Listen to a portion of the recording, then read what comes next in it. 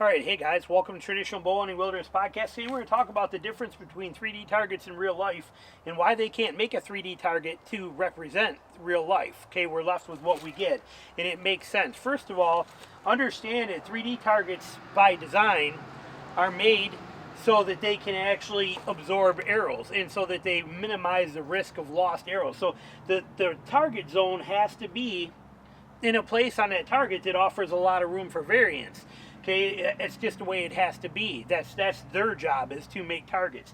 But the way they put the kill rings on them and the places they put them are not necessarily where we want to shoot at in real life. But again, they're making them for targets. Okay, it's different. And most people are compound shooters, so they can put their sight pin on a 12 ring like we got here, or they can put their sight on a spot they want to hit to kill it here. So it doesn't matter for them. And us as traditional bow hunters are a smaller group, where our practice matters most to us. Okay, we visualize, we repetitively practice, and we need that concentration on the actual spot we want to hit, but targets are not built for that.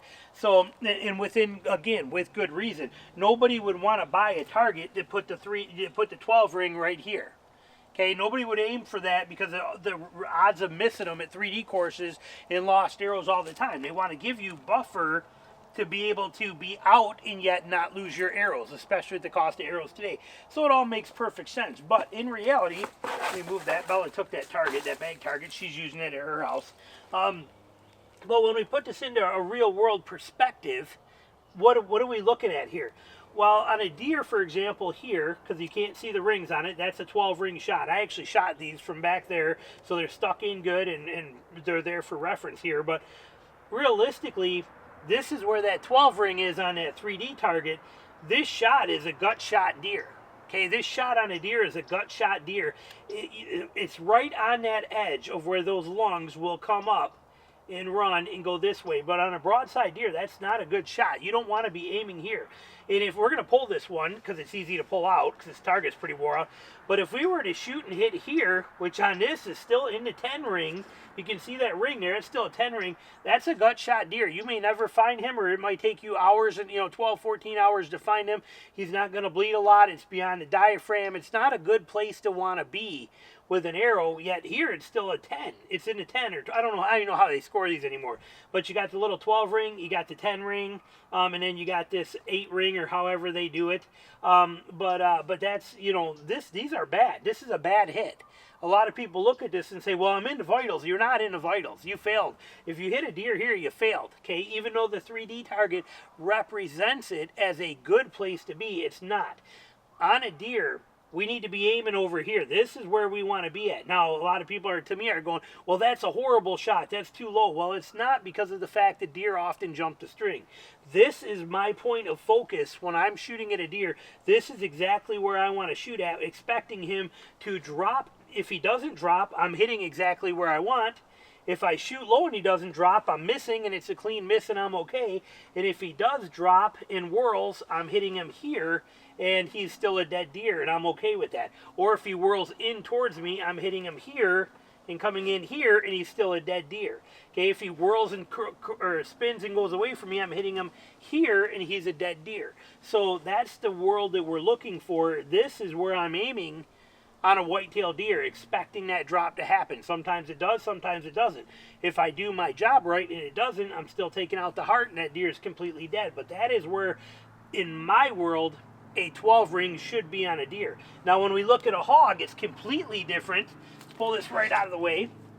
So when we look at a hog, for example here, okay, their rings are a lot better. Notice they're up forward, okay? Notice how close that 12 ring is to that shoulder versus where that 12 ring is to that shoulder, okay? So it's a different ball game here. But what they do here is they can't put the vitals here. You got a steel rod that comes up this leg that I hit all the time when I shoot here. Really hard on your field tips. And again, people don't want it there. But on a hog, those vitals, if you shoot a hog here, you've gut shot him, okay? People, again, will not believe that, but if you shoot a hog right here, that's a gut shot hog. His vitals are here, way down low here. If you are anywhere above this halfway line on a hog, you're pretty much never going to find it. Okay, he's pretty much gone. If you hit him here, your odds of finding that hog are near impossible. Yet they're calling it vitals there, but you'll probably never find that animal. He'll be gone. If you hit a hog here, you'll probably never find him, or he's gut shot, and you'll find him the way you find gut shot animals. But it's not an organ shot into to lungs and heart and stuff like that. All of that stuff resides here. Hogs have no neck. That stuff is all here, and it's all low. This right here is that shot you want to be aiming for. That is the gold mine spot to hit right there, straight up the leg. From here, even here, that's why we shot him, but we'll stick it there. But even that is a perfect shot on a hog, whereas a shot here is a bad shot. Even a shot here right in the center of that 12 ring is not a guaranteed shot on a hog. Okay, it's not as good. Because again, the way those vitals are positioned here, and they're very small on a hog. They're here. That's where that's at. So you have to pay attention to that, and you got to understand that when we're shooting at these 3D targets, as traditional bow hunters, our eyes are going to start getting trained for this.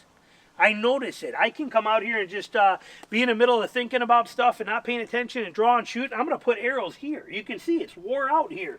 You can see it's wore out here. Why am I shooting there? Because that's where the target is. That's where the target makes me want to shoot at it. But when we're hunting, I don't want to shoot there.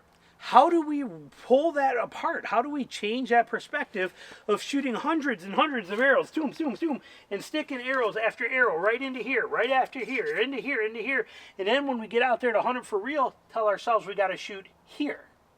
How do we do that? Well, I haven't figured that out yet, other than to shoot occasionally for this. Preferably right before I go hunting, it's good to come out and shoot a few arrows and aim for where I want to hit, right down here, and right in here, right in this zone, right here, where I want to hit that hog at, and train my mind and focus on it.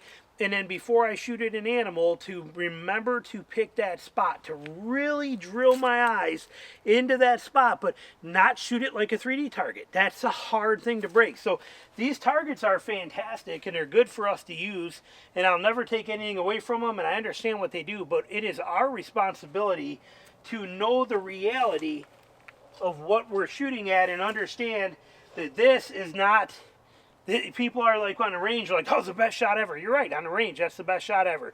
Okay, you scored a 12, you did fantastic. It's a mediocre shot on a deer at best. You need to be somewhere in the neighborhood of here in order for that to really be that shot you're looking for on deer. And in order to do that, we need to psychologically train our mind to change it. Now, if you are a gap shooter, or you do this weird string walk thing that people do. I'm in a different world, so I don't know how all that works. But these guys that will put an arrow on their string, and I don't know why they do it, and I don't understand. It's not because I have a problem with it. I just don't understand it. But you got these guys that will literally draw a bow like this. I don't know what's going on, or I don't know what they do with some of this weird stuff. I don't understand it. For me, it's instinctive. It's pick a spot. It's camp my bow. It's get set up. It's get locked in and shoot. I don't understand all the other stuff, but whatever the other stuff is that you guys are doing, if it's some sort of an aiming method, it's easy for you to say you're using the tip of that arrow. Instead of putting the tip of the arrow over here, put it over here where you want to hit that thing. Instead of putting it here, put it over here. You can do that. For us as instinctive shooters, these cause us a lot of problems because we can't do that. Our mind is pick that spot and focus, and when you spend so much time looking at these and picking that spot and you're focusing to shoot here, okay, it's hard in the real world to convince yourself that you need to be shooting here like that. It's a difference, and yet we have to find a way to do that. You have to find your way just like I have to find mine. For me, it is a struggle, but I have to constantly tell myself before I shoot at that animal, when I am drawn and I have that and I am set up and ready and I'm hunkered in and I'm like, okay, here we go, here we go, here we go. Remember, I have to tell myself, remember, it's a deer, not a target. Remember, it's a hog, not a target. Shoot it the right way. Do not shoot it like a target. Do not shoot it like a target. Shoot it like an animal. Here we go. Boom. Okay, that's the way it has to work. You have to distinguish the differences between the reality of this and the reality of the hunting world. We will never see 3D targets where they're putting the 12 ring here because it just doesn't make sense for the target company to do that. We understand that. But us as hunters, we have to find a way. Hopefully it's something, a tip for you that's going to help you search for that and pay attention to it, so that when at a time that real, you know, when you're hunting and you're out there and it's time to make that shot, you can distinguish the difference. Because if you shoot a hog here, if that's your shot on a hog, you might be real disappointed with the outcome of it. If you shoot a deer and you hit that deer here, which is only a little bit off of where that 12 ring is, you will be pretty disappointed with the results of this. Also, the reason that we highly, highly emphasize quartering away shots, okay? They give you a much bigger world of value in there and expand that. Where here you got this much, actually it's here, here's your kill zone on that deer. It's very small. But when you turn that thing quartering away, you open up such an opportunity, and on a quartering away shot, you're usually aiming for where the 12 ring is. Okay, same on this hog here. We want to hit there, but if he's quartering away, we want to be lower, but we want to hit that hog here, like this. Okay, and now we've got a dead deer, but you can see we're more in line with that 12 ring. More in line with that 12 ring. So that helps us out tremendously as instinctive shooters to beat that offset shift, trying to distinguish the difference between a 3D target and real world stuff. So hopefully you have to find your way, okay? Find your method, find whatever's going to work for you that is going to take you that distance that you need to be to put the real world together for you, but come up with some way that does it for you. Thanks for watching.